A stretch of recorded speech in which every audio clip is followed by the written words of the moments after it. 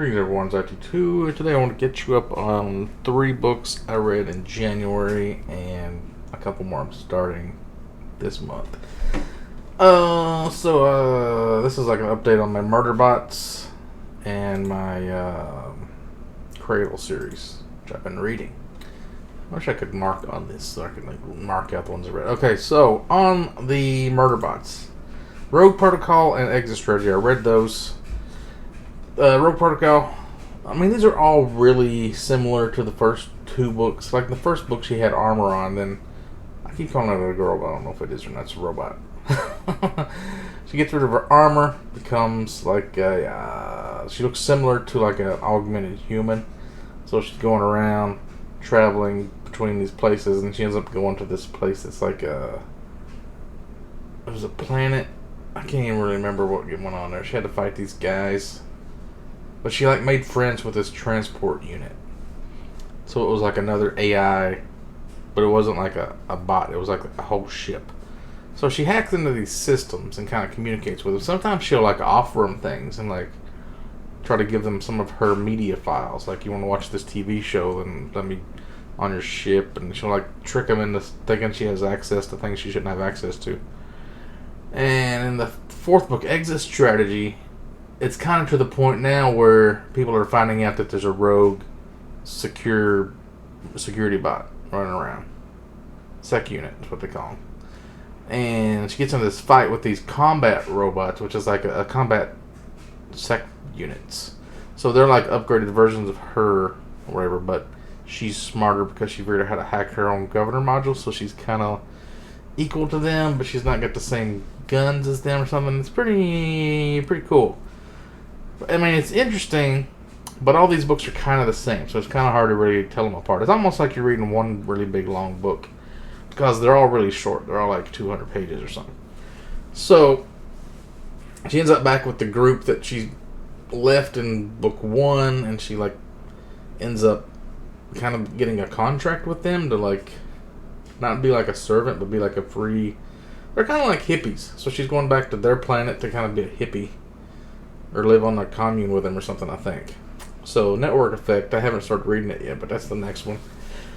And then there's Fugitive Telemetry, which comes after that. So, Cradle series is actually getting really good. Black Flame, I think they were, this guy, what's his name? There's so many characters in different books. Alien? See, there's a character in Dragon Ball Z called Elias. I'm trying to remember. Ethan. Yeah, Ethan trains him in his little maze thing. He has like these 3 sections. Getting him ready to fight this guy from the Jai clan. And they're all the people that have like snakes on their arms and they have like poison attacks. Or he actually has a spear, the Skyward Spear or something like that attack. It's kind of confusing. I think he has like the snake and the spear thing. But anyway, he ends up fighting him. And he loses. He thinks he's going to win because he did all his training and stuff. They don't let him fight with his turtle, which is like his bound sacred beast. But anyway, he gets his arm cut off. So then he has to get like a replacement prosthetic arm, which is kind of like, in this world, it's almost better that you get your limbs cut off because you put prosthetics on them with like their own martial arts moves like embedded in them. And he makes it out of this it's like a white skeletal kind of arm that's not fully like real, like goes through stuff sometimes, but he infuses it as modern. He can make grip stuff with it, so it's kind of like he can do either way, which is good. And then it's got this hunger module aspect to it, so it kind of, he can grab a hold of these things like these blood creatures that start appearing, and he can just like pop them because he's like absorbing all of their module, and he like vents it out. It's kind of like, what's that anime? Scryed, kind of like that a little bit. So he's got the Black Flame and he's got the pure twin star double core. He's been grinding away with this heaven and earth purification. We will make both of his cores bigger. He's talking about taking his pure core and ripping it in half again, so then he'll have 3 cores, which could make like one of those, kind of reminds you know how you got the yin yang, and then sometimes you'll see that yin yang, it's like 3 circles like doing stuff. So he might do that. He might get like 3 cores. That's what I'm expecting. And then you learn more about, like, in Sky Sworn, there's these people that are like the police force. They come down and they arrest him, but like they can't really hold him because Ethan's so powerful. He comes in and trains him in prison, but like it's a nice prison. So they all have like these green wings. It's like their gold sign. And I think I talked before about how like you have low gold, high gold, true gold, and then beyond that, you get to like, I think Underlord is after gold, and then Lord, and then High Lord, and then Arc Lord, and then Sage is kind of like on the same level as Arc Lord or Lord, one of those. It's kind of like off to the side. It's kind of like a specialization. And then you have Monarchs, which are above Archlords, I think, because you're starting to see some of those in Ghostwater now. There's this whole clan called the Mercy, or the Akura clan, and yeah, they're like really powerful. And then there's these Dread Gods. Dread Gods are actually above Monarchs, I think. That's the book after Reaper here. I think there's another book called Dread Gods supposed to be after that. So there's these like sacred beasts that are so powerful that like the Monarchs can't be killed. The only thing a Monarch can do is kind of like run them off and like push them to another area where they're not just wiping out whole populations and stuff. There's one called the Wandering Titan that lives under the ocean. Like it's like Godzilla. It's like having these Japanese, what do you call them, kaijus coming out of the ocean. But there's this one that gets awakened because this old man, he's like the head of the Jai clan after they had that fight. He opened this treasure vault that he has a key to that nobody's supposed to open, but he opened it and it awakened the dread god of the bleeding phoenix. And that gives me like great ideas for like video games. It'd be so fucking sick. I love it when there's always stuff in the sky in games that like totally like freaks you out, like big shit in the sky. So it's like a big giant ass bird with this big ass bill, and he's just like hovering, and he's like blood everywhere, blood aura everywhere.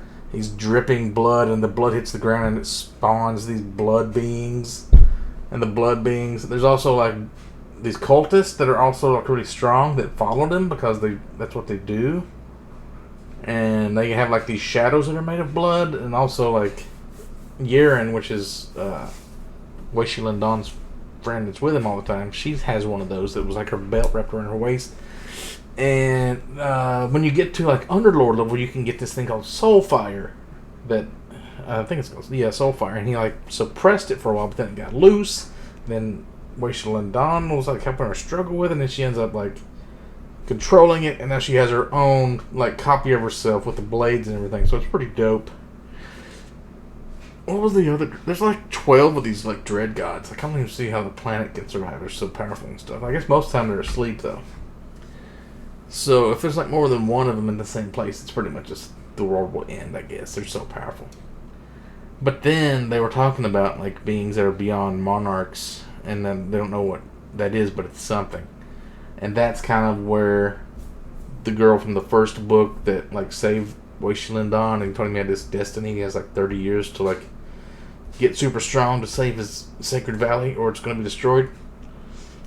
That's one like what she is. They're like these kind of police force that are over the multiverse, or like different planets or iterations of planets. Like it's crazy how powerful they get. This is like Dragon Ball Z times 10 Kaioken powers or something. I don't know. It's ridiculous.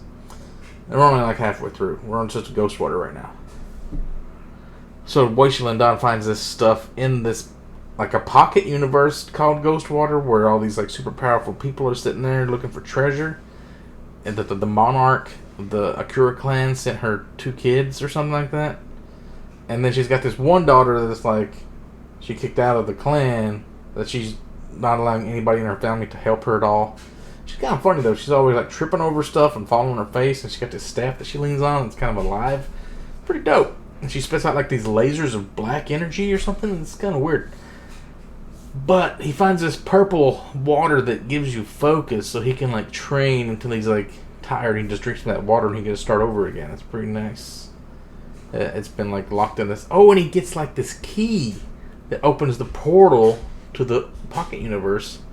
and he gets this AI kind of a computer or something. It was like a construct that came to, it's been there so long it kind of like developed consciousness or something. He like put it into the key, so now he has this orb with a talking computer with it, as well as his dragon flame turtle that's still alive, running around wrecking stuff. He's getting pretty strong. He's got the crazy parasite hunger arm. He's got the turtle. He's got this thing. He's got Urine. It's got like her own blood shadow. He's getting like a little. Or just two of them plus Ethan. It's like a good little party of guys. So, if you haven't read any of these books, I strongly suggest reading the Will White Cradle series. But that's it. So that was like, what was that, like 8 or 9 books I read in January. So like I'm well ahead of the curve as far as reading 2 a week. That would be 8. Yeah. You only need to read 1 a week plus an extra 8. So if I want to reach 60, I think I'm pretty much well on target for that. Probably more than that.